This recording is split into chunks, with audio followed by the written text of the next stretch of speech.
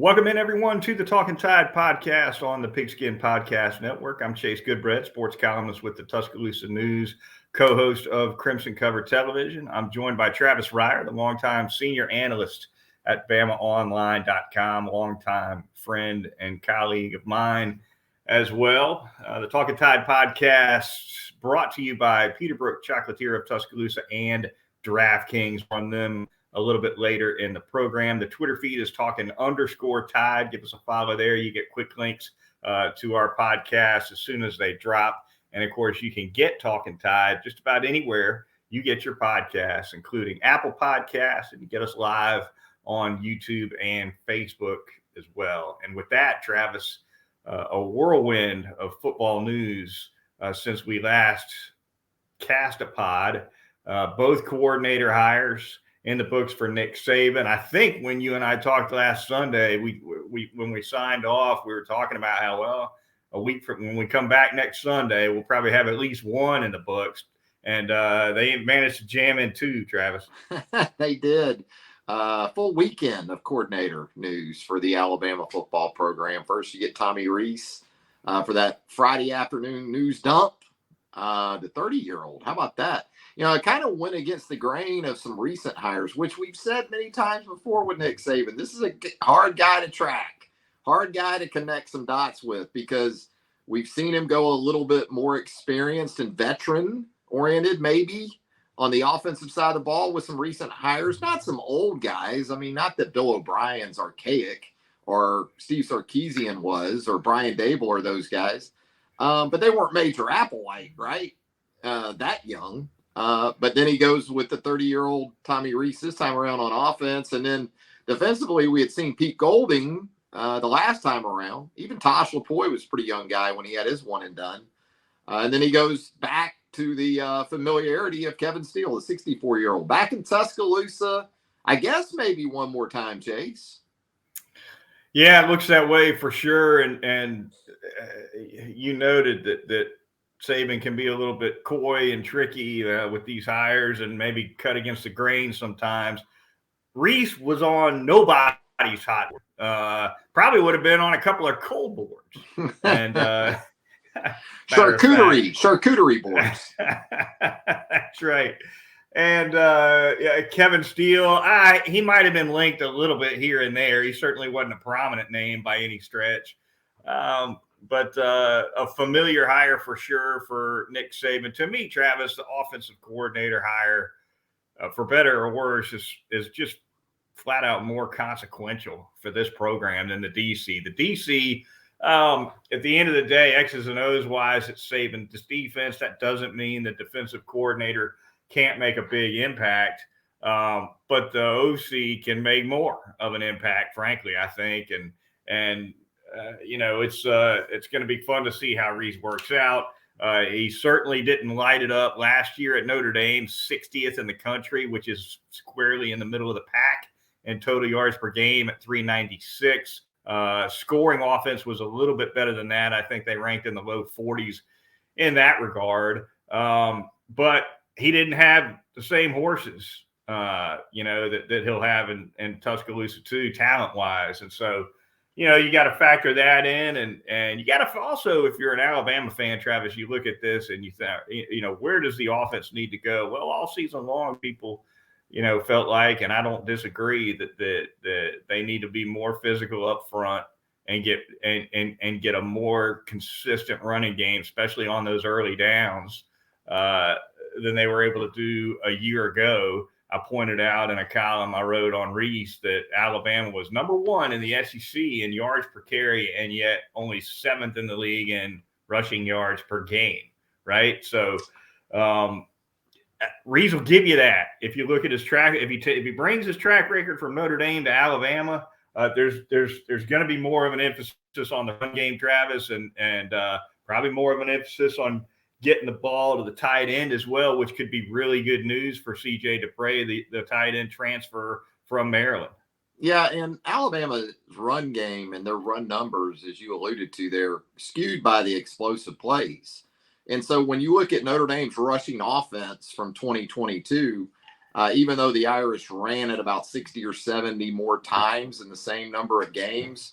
Yards per carry for Alabama was also a yard more per carry. And Alabama had 5 runs of 50 yards or more in 2022. You know how many Notre Dame had? Zero runs of 50 yards or more. So that's where you can kind of attribute the discrepancy there, the disparity in yards per carry and really rushing totals in general. And you're right. This is a Notre Dame offense that has been largely about the tight end and running back positions, probably more between the numbers than outside the numbers. Hasn't had that explosiveness that Alabama's had during that incredible run of wide receivers. So, yeah, there's definitely some reasons for it. And I also think this, too. I think Nick Saban makes hires based on his personnel right now, where his program is right now. And that makes it hard to track him sometimes because the fit, maybe from a chronological perspective as far as age, doesn't make as much sense maybe with Tommy Rees. But, again, what Notre Dame has done offensively, how that translates to what Alabama may be headed more towards in personnel at the quarterback position, especially Tyler Simpson, Jalen Milroe. Something else that Notre Dame likes to do, they don't run the quarterback 15 or 20 times per game. But Tyler Buckner, if you watch the Gator Bowl against South Carolina, this is a guy who carried 12 times for 82 yards, and those weren't just extended plays like we've seen with Alabama the last couple of years. So I think if you're Milroe and or Simpson, you need to anticipate being involved more in the quarterback run game. I'm not saying Nick Saban wants to go back to 2016 and Jalen Hurts' freshman season. That's not what I'm saying. I'm just saying that the return of the quarterback as at least a threat in the run game might also go a long way in benefiting this offense across the board. Yeah, I agree. And you talked about Alabama's running game and being big on explosive plays this past year. Lest we forget, Travis, was it Najee Harris's last year or maybe his second to last year at Alabama? Alabama ran the hell out of the ball, and yet Najee's long of the season might have been only 30 yards. But 12 to 15, he was killing it. Yes, he was. Yes. 4 or 5 a game, just, chunking them with that. You're right, though. There's different ways to look at that. What about the news of the Rees hire, Travis, for the tight end room? Because the guy likes to use a lot of 12 personnel at Notre Dame. He'll run 3 out there for short yardage and goal line stuff. So if you're a Robbie Utes or some of these other guys around the tight end room, I got to think that room's pretty excited. Yeah, there's certainly a place for tight ends. Michael Mayer here most recently at Notre Dame. Komet in the last few years at Notre Dame has been a good player at that position. I don't fall in line with some of this narrative that, Alabama's going to 13 personnel. They're going to go 3 tights and just grind it out. I don't think that's coming. I do think, as you said, there is translation from 12 personnel at Notre Dame and 12 personnel at Alabama, 1 back, 2 tight ends. I am maybe most intrigued by the potential to get even better on 3rd down and also red zone touchdown percentage. Whereas you look at some of Notre Dame's stats from 2022 that you outlined, they're not going to blow your hair back. I get it. Total offense, things like that, scoring offense. But when you look at their touchdown conversion rate in the red zone, they were 70%, which was better than Alabama this year by just a little bit. Alabama wasn't awful, despite that narrative that's been out there too. But also short yardage and how that relates to some 3rd down situations. So I think that's some immediate areas where Alabama might get a little bit of benefit from more of a retro approach, which I do think we're going to see some of that. But I don't think I don't think Les Miles is going to be consulting on the offensive side of the ball with Tommy Rees as the OC. How about that DC hire, Travis? Kevin Steele, get some thoughts from you on that as well. Interesting, really, down the line, people familiar with people with whom Saban is quite familiar were bandied about from Pruitt to Schumann to Grantham, et cetera. You saw Grantham moving on to the New Orleans Saints in the NFL. I don't think that was ever viable as an option for Nick Saban, Grantham, I mean. But turns to Kevin Steele, who now comes in for his third stint under Saban at Alabama. He served in a number of roles for Saban as well, and comes in as the DC Travis, and I think you couldn't ask for somebody better in terms of somebody who knows what Nick Saban wants and can communicate it well to the players. So, from that standpoint, you're talking about virtually zero of learning curve for Kevin Steele. But you lose something in the recruiting aspect, right? I mean, Kevin Steele's not the recruiter Pete Golding is, so there's other parts to it. Yeah, I think, it's a back to basics hire, because what my eyes told me, and I know I have people tell me about the numbers in 2022, they were fine. They weren't great, but they were okay. But what my eyes told me continuously throughout the most recently completed season is that Alabama, for what it returned and the production it brought back, was shockingly poor from a fundamental perspective, game in and game out. Situations, just fundamental football, keeping your outside shoulder free, taking on two pullers in the counter game, things like that, setting an edge, making tackles for no gain. Those were things we just did not see enough of from the Alabama defense in 2022. So I do think Kevin Steele, if you're talking about a guy that can oversee a defense, I don't know if he'll coach inside linebackers. If he does, I think he can help out tremendously there, especially at a position where you're turning over like Alabama is. Maybe that's going to be Austin Armstrong that handles that position. But speaking of Austin Armstrong, as another one of these really young assistant coaches, and then you look at Coleman Hutzler and you look at Freddie Roach, still some young guys on that defensive side of the ball. Not that Travaris Robinson's a dinosaur, but he's experienced. He's certainly older than those other three guys. I think that's where he can impact things too, as kind of that mentor type, a pro. If whatever you think of Kevin Steele and you look at his numbers and you want to dissect the numbers year by year, which so many people these days want to do, he is a pro. He's a professional. And I think that will help on that side of the ball and in that room with those young assistants, because you don't know. Who knows? Maybe this is a dynamic similar to what we saw in 2007 with Steele and Kirby Smart. We were both there for that. Year or two later, Kirby's the defensive coordinator. Maybe that's Austin Armstrong in a year or two. So there are some parallels that can be drawn back to that initial stint that he had at Alabama. Yeah, there certainly can, and he brings a ton of experience, and I think the way he works with linebackers could help Alabama too, especially in the way of run defense. You mentioned fundamentals were an issue last year. There's no question about that. On top of fundamentals being a issue on a fairly regular basis, big plays were an issue too, right? So I mean, not a lot. And think about when they happen.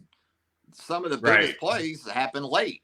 And when do fundamentals typically break down? Fundamentals. When do they typically break down? When you're tired and or the stakes are at their highest, right? In close games. If you're not fundamentally sound, those are the times when they unravel. And that was the case for the Alabama defense last season. All right, the Talkin Tide podcast on the Pigskin Podcast Network. Moving on, we're going to tell you about a couple of sponsors here really quickly. Going to start by telling you all about DraftKings. You cannot beat the deals going on right now coming up for the Super Bowl. Travis, the official sports betting partner of Super Bowl 57 and the NFL, has all the action you need. New customers can bet just $5 and get $200 in bonus bets instantly. Plus, all customers can get in on Super Bowl 57 excitement with DraftKings Happy Hour Super Boost. Check the DraftKings Sportsbook app every day between 6 to 9 Eastern Time and see what prop bet will be boosted. So download the DraftKings Sportsbook app, use the promo code TPPN, New customers, again, can bet $5 on Super Bowl 57 and get $200 in bonus bets instantly only at the DraftKings Sportsbook with promo code TPPN.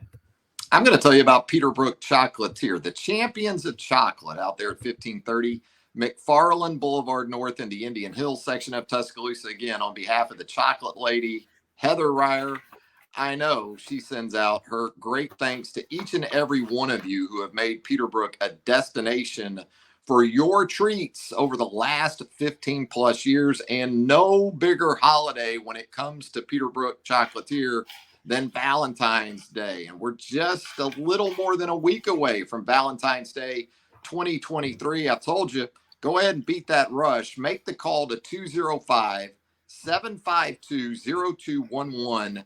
Pre-order those chocolate strawberries. That way, whether you go in the 13th or the 14th, or oops, if you're someone like my old man, maybe it's the 15th that you show up, they'll have those strawberries ready for you, dipped that day. That's the big difference between Peterbrook Chocolatier and the 1-800 strawberries. The day that you pick up your strawberries, they were dipped that same day. Check them out. Peterbrook Chocolatier, 1530 McFarland Boulevard North in the Indian Hills section of Tuscaloosa. I'm sure I'll be dropping in over the next week or so ahead of Valentine's Day over to Peterbrook Chocolatier, no doubt about it. They got a bell on that door, and I'm sure around Valentine's it doesn't stop ringing. I'm going to ring that bell. I'm going to ring that bell this week. All hands on deck coming up. All right, moving on, the Talkin Tide podcast, talking a little bit of basketball now. Travis, the Crimson Tide, Saturday improves to 10-0 in SEC play with a 79-69 victory on the road at LSU. Strong performance overall, I thought, for Alabama. Travis, on a day when Brandon Miller didn't shoot the lights out, right? He was 3 of 11 from the field, and sat a little bit too. Got 4 fouls on him. Had to sit out some in the second half. Not a huge game from him, but it just goes to show what Nate Oates has kind of built around Brandon Miller, that their best player can have a day like that and they can cruise by 10 on the road in league play. Yeah, they can win in other ways. Now, the three is still a big part of who they are, and they made 13 more. So the last 2 games, Vanderbilt and LSU, Alabama shooting better than 44% from 3. And that's not all this team is about. Some years it's been all Alabama's basketball has been about. Not so much this team, but that doesn't hurt. Alabama, for whatever reason, typically when they go down to Baton Rouge, they shoot the lights out from 3. And made 23 down there a couple of years ago, an SEC record. I don't think Nate post-game was all that happy about maybe getting out rebounded or the free throw differential. He obviously wasn't happy about the whistle throughout the game. He got teed up, pretty nonsensical, technical if you saw it. But you don't complain about road wins in the Southeastern Conference. And I think Nate's also very well aware of what's coming up for this team, beginning with Florida midweek. You got Auburn twice in February. You got the road game at Tennessee. You're going on the road to Texas A&M late in the regular season. So the 10-0 start is great. But again, coaches tend to think a game or 2 down the road, even if they don't reveal that to their teams. And so I think that's what Nate's talking about. Like, we won by 10, but we got another level we got to play to coming up here in the not too distant future. Yeah, no doubt about it. At Auburn, at Tennessee coming up. Auburn on the 11th, Tennessee on the 15th. So it's a Saturday, Wednesday turnaround with those 2 games. I'll be on the road with Nick Kelly to both locales to cover those 2. Nice. So certainly looking forward to that. It's a test of a stretch coming up for sure. And I think when you look at what this team is, the way this team is kind of evolving, Travis, you got to say Ryland Griffin's moving into the minutes picture in a more robust way right now. He's played extremely well, played super, obviously, again. He was Alabama's top scorer in that ugly loss to OU. Comes back this road game at LSU. He's 5 of 7 from the floor in this one. It just does his typical thing, Travis, where grab a rebound here and there, get a steal, get a dunk, shoot, make a read, just kind of do a little bit of everything and help this team. And he's a heady guy. And Nate Oates mentioned what a team guy he is in the post game as well. Oates made mention, and I saw the play where he tried to sub Griffin in for Quinterly, and Griffin said, "Hey, JQ's hot. Let him go another minute or so," and Oates obliged, and then Quinterly dish and assist right there. So yeah, and the bench in general, man, continues to take steps forward. It seems like every time out. Amari Burnett was a real spark for the team on Saturday. He finishes with 13 on 4 of 10 shooting. Javon Quinterly's minutes continue to be more in the mid-20s, and then you look at Jaden Bradley, and he's playing 15 minutes at LSU. So Quinterly's proving more and more difficult to keep off the floor with the way he's playing. 6 assists, just 4 points, but man, when you make 13 threes, it does wonders for your assist numbers. 19 assists for Alabama, just 9 turnovers on Saturday. It's hard to lose when you're 2+1 in assist to turnover ratio. What do you make of the way Alabama is developing the pick and roll with Bediako, which we saw converted some early in the game? Is that still to you, Travis, just something they can do for a bucket here and there, or is it something that they can exploit more as they go forward? Yeah, it's interesting to watch teams and how they've sort of played that. Some teams don't handle it as well, and they get kind of the lob look at the rim. Other teams have played it pretty well. It's a pick your poison type of situation. If you don't account for the screener, then it's going to be pretty easy to Bediako or one of these guys rolling to the rim. If you allow the corner to get turned, then you got guys like Quinterly that can get all the way to the rim and finish. I think you almost have to mush it, and just kind of sag off of it and make Alabama show you that they will take the mid-range jumper because they don't like the mid-range jumper, and then make them hit it.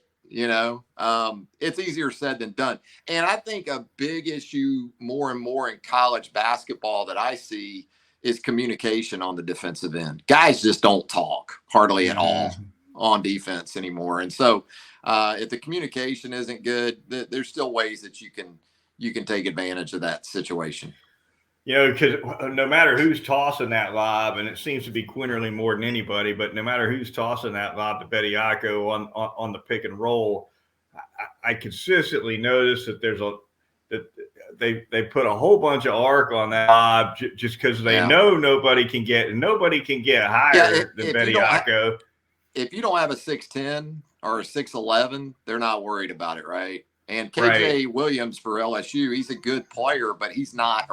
LSU didn't have rim protectors going into this game, so that doesn't surprise me.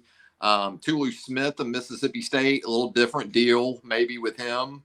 Colin Castleton coming up on Wednesday night for Florida. He's 6'11", and he's a guy that can make that a lot more difficult than it's been for those type of situations. Yeah, and I'll say this for Bediako. I think a couple of the times we've seen him unable to finish with the flush hadn't always been on him. Sometimes it's been a case where the lob has just been a little too high even for him, as opposed to fumbling something that's in both his hands. But I look at it almost, Travis, like the way a quarterback throws the out route low and away, right? No one's going to catch it but my guy. I think that's kind of the logic with tossing that pick and roll lob super high too.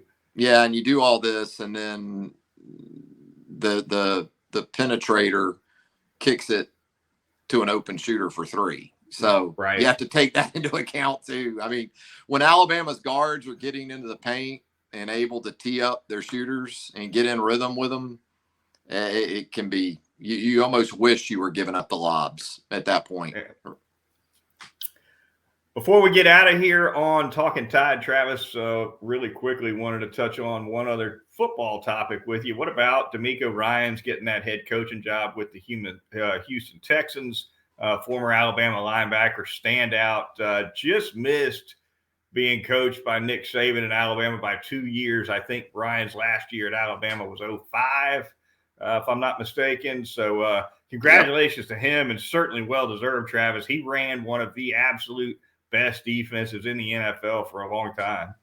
He did. It's well-deserved. A year ago when our Jags were in the market for a head coach, I was ready for D'Amico to head to Duval, but worked out okay with Dougie P, I think, down there in Jacksonville. But, man, just a great fit. And, again, as a fan of an AFC South team, I'm thrilled for D'Amico, but I don't like seeing him in the AFC South, and especially if the Texans get the quarterback pick right coming up in the draft, because D'Amico with a quarterback in H-Town, that's not to the benefit, Chase, of our Jags. Of our Jags. Yeah, exactly. AFC South Division champion. That's Jags. right. Yeah. That's right. Yeah, he's got a heck of a rebuild there, but I'm officially worried. Right. Put it that way. I'm more worried about the Texans than I am the Titans. That just rolls off the tongue. I just love being able, I don't know if I really believe that. I just like being able to say it. Yeah. I love it. That is going to do it for this edition of the Talkin Tide podcast. Be sure to join us next Sunday night.